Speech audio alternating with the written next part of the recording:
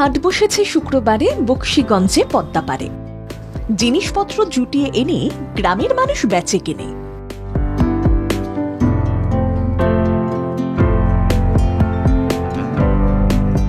হাট কবিতায় রবীন্দ্রনাথ চিরাচরিত বেচা কেনার কথা তুলে ধরার মাধ্যমে গ্রামীণ অর্থনীতিতে তার গুরুত্ব বোঝাতে চেয়েছিলেন।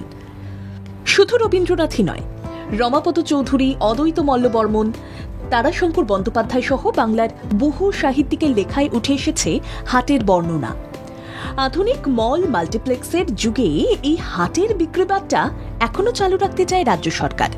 বাজার অর্থনীতির প্রাণভোমরা যেখানে বাজারে লুকিয়ে, সেখানে ক্রেতা বিক্রেতার সমন্বয়ে জোর দিতে তৎপর প্রশাসন। অতীতে কখনো রাতের অন্ধকার আড়মোড়া ভাঙার আগেই শুরু হয়ে যেত হাটের কাজ, কখনো আবার বেলা বাড়লে বেচা কেনার শোরগোল পড়ত।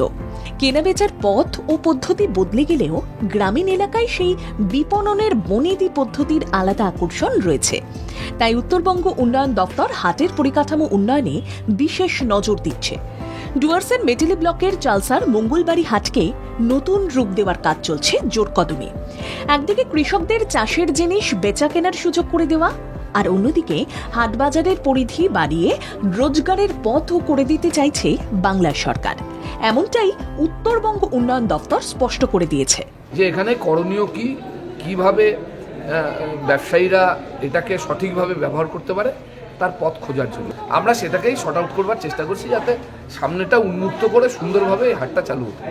বহুদিন আগেই উত্তরবঙ্গ উন্নয়ন দপ্তরের তরফে মঙ্গলবাড়ি হাটের হাট শেড ও বিল্ডিং নির্মাণ করা হয়েছে।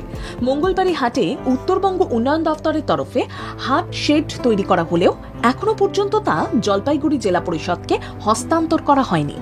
জেলা পরিষদে হস্তান্তর করার পরেই যাতে দ্রুত এই হাট শেডগুলি ব্যবসায়ীরা ব্যবহার করতে পারে সেই বিষয়ে উদ্যোগ নেওয়া হবে বলে প্রশাসনের কর্তারা জানিয়েছেন। গ্রাম বাংলার অর্থনীতির গতি বাড়ানো ও কৃষকদের উন্নতির জন্য এই চিরন্তন হাট সব মহলের মনে আশা জাগাচ্ছে।